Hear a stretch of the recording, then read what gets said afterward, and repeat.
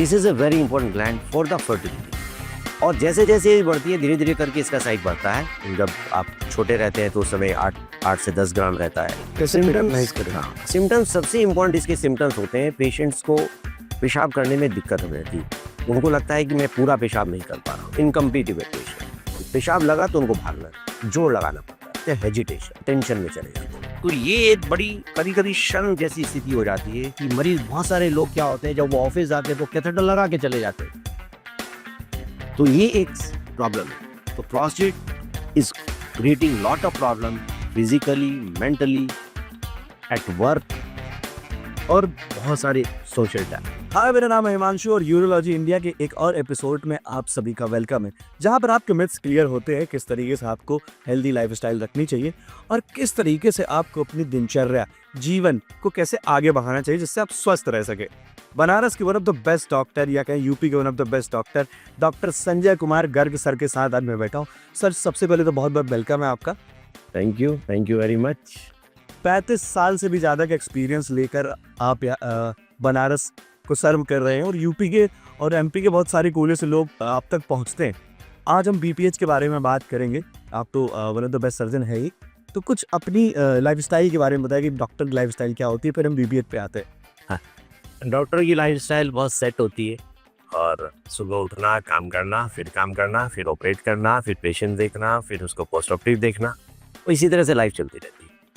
Family के साथ जब हम निकलते हैं ओटी से, फिर पोस्ट ऑफ राउंड लेने के बाद में then we look for the family और फैमिली के साथ एंजॉय करते हैं।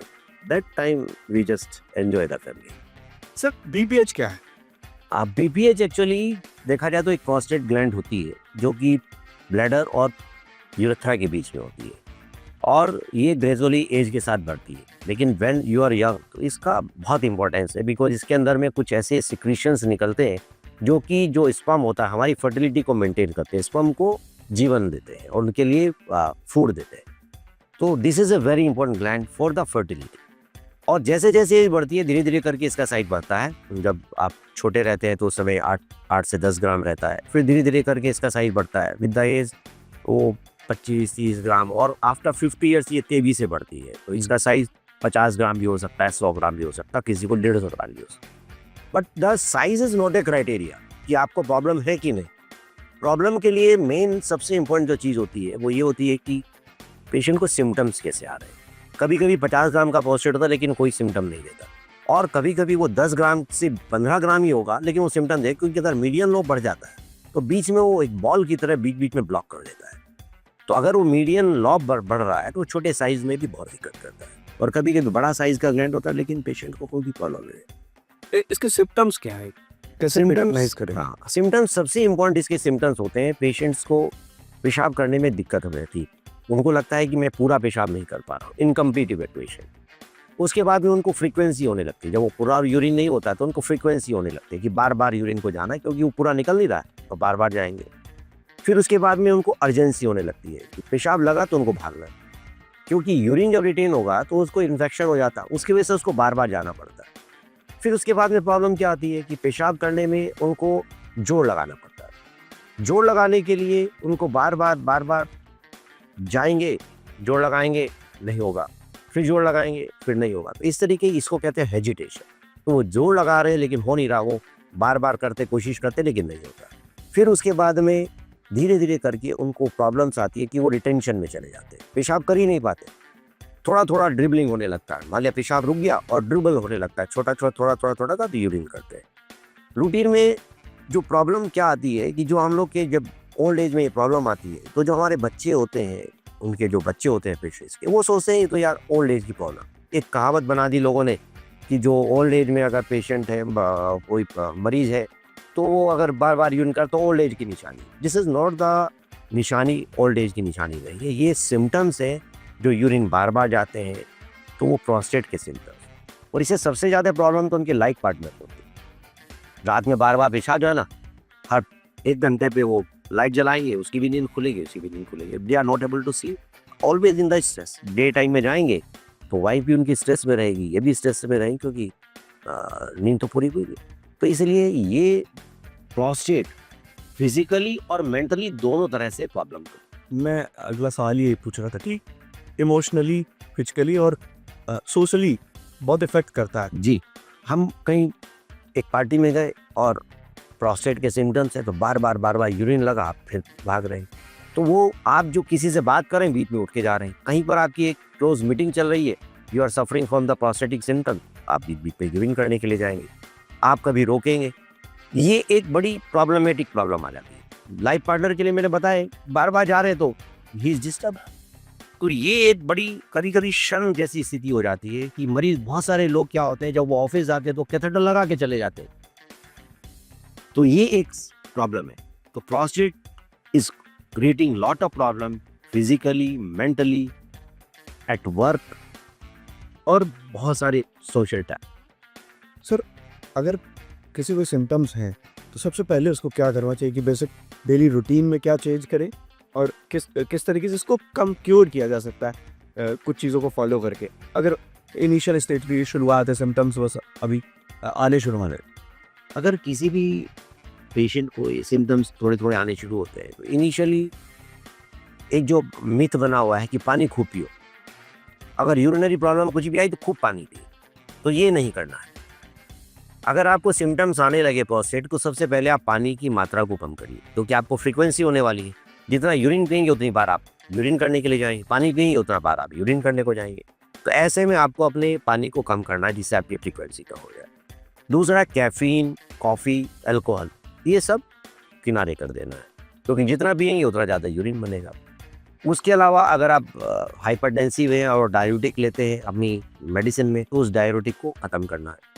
फिर उसके बाद में अगर आपको कोई ऐसी स्लीपिंग पिल्स लेते हैं तो स्लीपिंग पिल्स को भी ख़त्म करना होगा, क्योंकि स्लीपिंग पिल लेंगे तो रात में यूरिन ज़्यादा बना और इकट्ठा होता चला गया तो आपकी पेशाब की थैली भी कमज़ोर हो जाएगी। सो दैट जैसे ज़्यादा यूरिन, हम लोग की अगर कैपेसिटी 300 ml, अगर वो रात भर आप सो के उसमें 500 ml इकट्ठा हुआ तो वो धीरे धीरे उसकी इलास्टिसिटी अपने ब्लैडर की कम होती चली जाती है।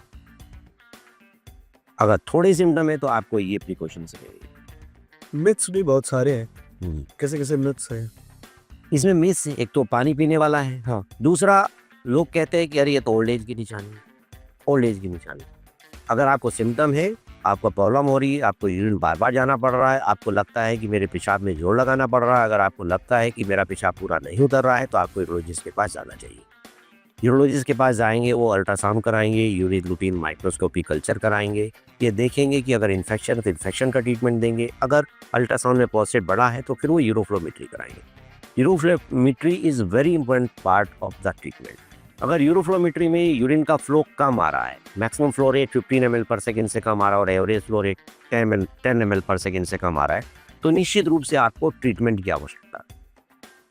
अब वो मेडिकल ट्रीटमेंट भी हो सकता है, सर्जिकल ट्रीटमेंट भी हो सकता है। It depends on the symptoms of the patient. इसी पे आ रहे थे हम लोग कि सर्जरी होती है, ये मिथ है या मतलब कि सर्जरी ही एकमात्र रास्ता है इससे सही बचने का? नहीं, प्रोस्टेट को कंट्रोल करने के लिए मेडिसिन से पहले नंबर पे, जिनको कम सिम्टम्स होते हैं या यंग पेशेंट्स हैं जिनको की प्रॉब्लम्स उतनी ज़्यादा नहीं, उनको फ्रीक्वेंसी है, कुछ इनकम्प्लीट इवैक्यूएशन के सिम्टम्स है, then we can go with the medicine. अगर मेडिसिन देने के 6 महीने के बाद भी मरीज को सिम्टम्स जो के त्यों बने हुए हैं और मरीज इम्प्रूव नहीं कर रहे हैं बल्कि उनके सिम्टम वर्सन हो रहे हैं, तो definitely you should stop the medical treatment, immediately you should go for the surgery. और सर्जरी भी आजकल कोई ऐसा नहीं है कि बहुत कोई लेंथी सर्जरी या कोई life threatening surgery. No, nowadays we are doing with the holmium laser. Holmium laser is the best procedure for the prostate. Holmium laser से करने के बाद में हम 24 आवर्स में पेशेंट को डिस्चार्ज कर सकते हैं। इसमें कोई ब्लीडिंग नहीं होती। अगर मरीज को कार्डियक प्रॉब्लम भी है तो उसको अपनी मेडिसिन बंद करने की जरूरत नहीं है। डायबिटिक पेशेंट है, उसको मेडिसिन बंद करने की जरूरत नहीं, क्योंकि मॉर्निंग में हुआ, शाम को उसने खाना शुरू कर दिया, अगले दिन डिस्चार्ज हो गया। पोस्ट ऑप कोई ब्लीडिंग नहीं होती। गोल्ड स्टैंडर्ड ट्यूआरपी है जो कि अधिकतर लोग करते हैं, लेकिन उस ट्यूआरपी के बाद में अगर प्रोस्टेट ग्लैंड बहुत बड़ी है तो उसमें ब्लीडिंग होने के काफ़ी चांस होते हैं। उसके बाद जब हम इरिगेशन करते हैं तो इरिगेशन से कभी कभी ट्यूआर सिंड्रोम हो सकता है या पेशेंट्स को हाइपरटेंशन होने की संभावना रहती है और ब्लड लॉस हुआ तो ब्लड की जरूरत पड़ेगी। लेकिन होल्मियम लेजर में ऐसा कुछ भी नहीं होता। It is a very safe procedure for the prostate. Sir, cranberry juice वगैरह अगर कोई लेता है उससे भी लोगों को मानना है कि सही हो जाता है, कैसा कुछ भी? नहीं, क्रैनबेरी जूस जो इम्पोर्टेंट है that is for the infection. अगर आपको इन्फेक्शन है तो क्रैनबेरी जूस आपको काम करता है। क्रैनबेरी हम लोग यूज़ करते हैं अगर इन्फेक्शन है। अगर इन्फेक्शन नहीं है तो क्रैनबेरी जूस से आपका प्रोस्टेट पे कोई प्रभाव नहीं है। प्रोस्टेट का साइज किसी चीज़ से डिक्रीज नहीं होता, मेडिसिन से डिक्रीज हो सकता है। जो मेडिसिन हम लोग देते हैं जिनको अर्ली सिम्टम्स है तो उनको कई तरह की मेडिसिन होती हैं, उनको हम कॉम्बिनेशन में देते हैं तो उससे इम्प्रूवमेंट होता है। जैसे एक मेडिसिन है रेपेलिप और रेपेलिप्टी, अगर सिम्टम्स है प्रोस्टेट बहुत बड़ा नहीं है तो रेपेलिप से काफ़ी आराम होता है।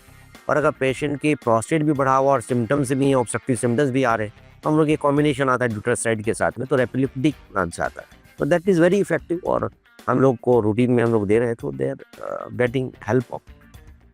सर प्रोस्टेट अगर ये है इससे कैंसर भी हो सकता है? बिल्कुल। प्रोस्टेट, बहुत सारे लोग सोचते हैं कि यार प्रोस्टेट के सिम्टम्स से कुछ नहीं, बार बार यूं ही तो जाना पड़ रहा है, हम क्या करें। अगर प्रोस्टेट बहुत लंबे समय तक पेशेंट्स को प्रॉब्लम आ रही है तो उसके कई सारे कॉम्प्लिकेशन, एक कॉम्प्लिकेशन जैसे आपने पूछा कैंसर, उसके बारे में हम बताएंगे।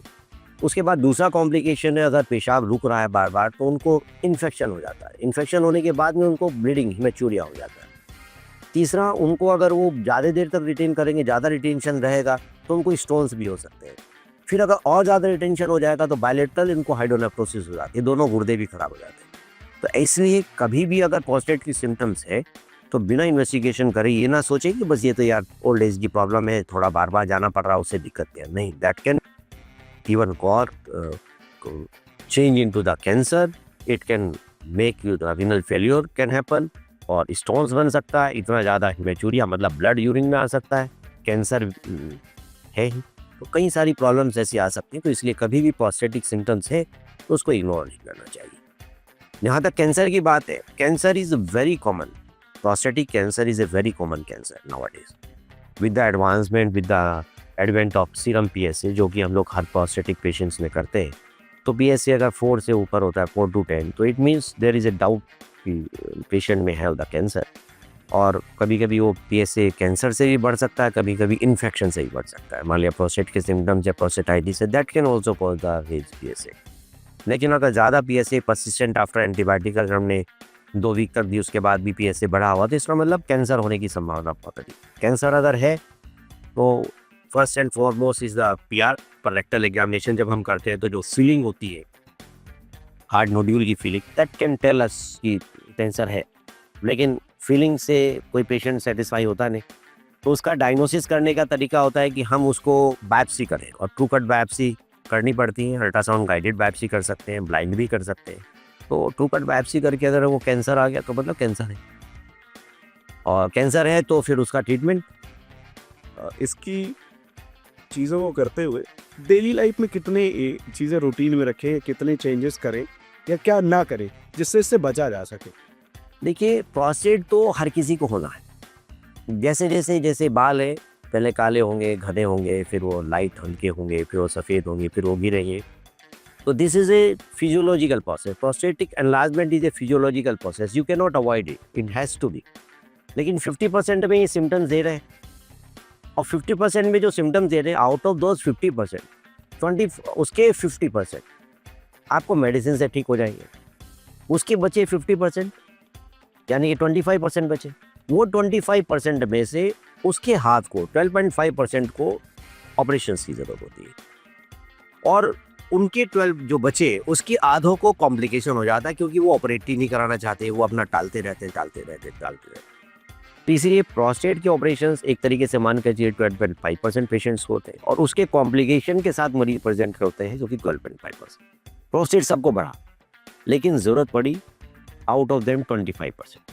तो डेली लाइफ में क्या चेंज करें कि इसको कंट्रोल किया जाए? डेली लाइफ में एक ही चेंज करना, जैसे मैंने आपको बोला, एक तो आप कैफीन, कॉफ़ी, अल्कोहल इसको ऐड करना है। पानी को एवरेज मात्रा में पीना है, रेगुलर इंटरवल पर पीना है। और 2 घंटे पे 1 गिलास पानी पीजिए। ये नहीं कि हमने सुबह 2 लीटर पानी पिया, शाम को 2 लीटर पानी पिया, रात को 2 लीटर पानी पिया, not like that. Regular interval पे पानी। कितना पानी पीना चाहिए? 2 घंटे, 3 घंटे में, सर्दियों में 3 घंटे में 1 गिलास, गर्मियों में 2 घंटे में 1 गिलास, रेगुलर इंटरवल पीना चाहिए। उसके बाद जो आप नॉन वेजिटेरियन फूड खा रहे हैं उसको अवॉइड करना चाहिए। जितनी ज़्यादा नॉन वेजिटेरियन प्रोटीन्स आती है that increases the chances of BP and cancer also. तीसरी चीज़, आप फ्रूट्स को ज़्यादा खाना है। फ्रूट्स में जैसे आपने बताया क्रैनबेरी को खाना है, वो अच्छा है। उसके बाद पपीता अच्छा है, सेब अच्छा है। ये फ्रूट्स को आप खाते रहें तो उससे भी प्रोस्टेट के सिम्टम्स होने की संभावना कम होगी। कुछ संतरे होते हैं, संतरा खा लिया तो जूसी फ्रूट जो है उससे भी बड़ा अच्छा रहता है, बिकॉज उससे जो हमारा यूरिन का जो पीएच है वो मेंटेन रहता है और पेशेंट इसको प्रॉब्लम कम आता है। सर ये 35 इयर्स की जर्नी में कोई ऐसा केस याद आता है जो ऐसे कोई बातचीत हो रही है वो केस याद आ गया कि वो थोड़ा सा अलग था केस? देखिए 35 इयर्स की जर्नी में जैसे देखें तो सबसे इम्पोर्टेंट केस हमारे लिए था जो हमने 98 में पहला किडनी ट्रांसप्लांट किया। हाँ, जब भी बनारस में उस समय किडनी ट्रांसप्लांट नहीं होते थे, हमने पहला किडनी ट्रांसप्लांट किया। That was you are the first one. I am the first one okay who started kidney transplantation in Varanasi. तो जो पहला किडनी ट्रांसप्लांट हुआ तो उस समय everybody was anxious, hospital anxious था, पेशेंट एंग्शियस था, पेशेंट के अटेंडेंट एंग्शियस थे कि ये चीज़ कभी बनारस में हुई नहीं, पहली बार हो रही है यार, क्या होगा क्या नहीं होगा। उसको जब हम कर रहे थे, हमने करने के पहले कुछ नहीं सोचा। हमने ये सोचा कि जो हमने ट्रेनिंग की है, जो हमने बॉम्बे हॉस्पिटल में 160-100 ट्रांसप्लांट किए हैं, उनको असिस्ट किया, that will not create any problem. जब वो ऑपरेट करने गए तो हमें कोई, I am telling you the truth, कि मेरी धड़कन जरा भी नहीं बढ़ी हुई थी। आप ऑलरेडी 158 प्लस कर चुके थे, 160 कर जी हाँ। बिल्कुल भी धड़कन नहीं हुई, जबकि ये बनारस के लिए it was the first time I was doing. अधिकतर लोग एंग्शियस होते हैं, उसके पहले मेडिसिन खाते हैं, ये खाते हैं, वो खाते हैं। मेरे को बिल्कुल भी एंग्जाइटी नहीं थी। मैं एक रूटीन ऑपरेशन की तरह से लेके चला था। मेरी wife is very supportive to me, doctor रितुगर, she is always supportive to me. वो ऑपरेशन के पहले बोली कुछ मत सोचो, बस यही सोच के चल लो कि तुम जो रूटीन में ऑपरेशन कर रहे हो बाकी वही ऑपरेशन करने जा रहे हो। तो that was a great thing when I did the recipient bed पे। मैंने जब उस किडनी ट्रांसप्लांट किया, जब आर्टरी को स्टिच किया, वेन को स्टिच किया, फिर उसके बाद में जब यूरेटर से यूरिन आना शुरू हुआ, वाह, that was the best day in my life. जब मैंने देखा कि मैंने किडनी को लगाया और वो यूरेटर से यूरिन आना शुरू हुआ, that was the best part journey का। जी, that was I always remember. हमने सोशल मीडिया पे और इन सारी चीज़ों पे देखे आपकी फोटोग्राफ, काफ़ी आप एक्टिव भी हैं, तो क्या बेस्ट पार्ट है इस जर्नी का? अवार्ड की अगर बात करें तो अवार्ड में जब मैंने किडनी ट्रांसप्लांट शुरू किया तो उस समय चीफ मिनिस्टर थे हमारे, जिन्होंने राम मंदिर के लिए भी काफ़ी काम किया, और जो वहाँ पर उस समय रक्षा मंत्री थे जॉर्ज फर्नांडिस, उन्होंने हमें अवार्ड किया।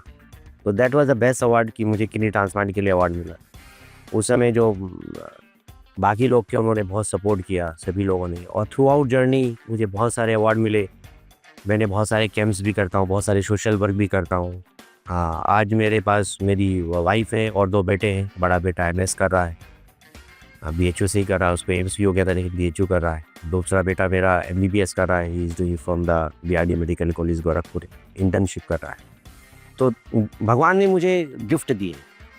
उन्होंने अपने फर्स्ट अटेम्प्ट में दोनों सेलेक्ट हुए, फर्स्ट अटेम्प्ट में PG में सेलेक्ट हुए। तो that was the gift from the भगवान कि मैंने जो आज तक अपने एम में सबसे इम्पोर्टेंट अपने जीवन में पेशेंट को रखा है। I never did any wrong to any patient, I never tried. बहुत सारे लोग इस प्रोफेशन को बदनाम करते हैं कि डॉक्टर पैसे के लिए ये कर देते हैं, वो कर देते हैं। मे बी समबडी और may be someone, but I have faith in my self and I believe कि भगवान ने मुझे इतनी शक्ति दी कि महादेव ने बाबा की नगरी में है तो महादेव ने बोला कि नहीं, गलत नहीं करना, बस जो ज़रूरी है वो करो, और भगवान फल दे रहे हैं। I am happy. एक मैसेज हमारी ऑडियंस को, व्यूअर्स को, बनारस से आप हैं और जो बाहर के लोग हैं जो आपको देखेंगे इस पे एपिसोड में, जो देख रहे हैं, उनके लिए क्या मैसेज है? मैसेज ये है, ये बनारस से बाबा की नगरी है, बाबा भोलेनाथ, बाबा विश्वनाथ की नगरी है। आप सब लोग इस नगरी में आए ज़रूर और दर्शन करें बाबा के। ये मेडिकली भी बहुत एडवांस्ड है। All the type of medical advancement are there in this city. Even मैं एक प्राइवेट हॉस्पिटल में होल्मियम लेज़र को 2009 से चला रहा हूँ। इसका मतलब है कि यहाँ पर कितना एडवांसमेंट है, ये आप समझ सकते हैं। और दूसरा, मैं आप सभी लोगों से ये भी कहना चाहूँगा कि आप अपनी रूटीन एक्टिविटी में नॉन वेजिटेरियन फूड को कम करें, वेजिटेरियन डाइट पे जाएं। कॉफ़ी, टी अल्कोहल इसको बहुत कम करें और रेगुलर इंटरवल पर पानी पीने की आदत डालें। उससे आपको प्रोस्टेट में भी प्रॉब्लम नहीं होगी, आपको यूरिनरी इन्फेक्शन भी नहीं होगा और सबसे इम्पोर्टेंट आप स्टोन से बचे रहेंगे, जो कि आज के समय में बहुत ही कॉमन है। बहुत लोग को स्टोन्स हो रहे हैं। अगर आप रेगुलर इंटरवल पर पानी पीते रहेंगे तो आपको स्टोन नहीं होगा। And be happy, keep happy और अपनी फैमिली को सबसे ज़्यादा इंपॉर्टेंस दीजिए। That is the main part of your life और बाकी तो profession. Thank you. Thank you so much sir, thank you so much sir. ये जो बातें हैं जो आप तक हम पहुंचाते हैं कि आपकी जो मिथ्स है, आपकी जो डाउट्स है वो क्लियर हो सके, यूरोलॉजी स्पेशल एपिसोड में अभी तक हम डॉक्टर संजय कुमार गर्ग सर से बात कर रहे थे। कैसी लगी ये वीडियो ये कमेंट बॉक्स में बताइए और आपको करना क्या है, ये जानकारी अपने लोगों तक शेयर करना। तो वीडियो को शेयर करिए। Thank you so much.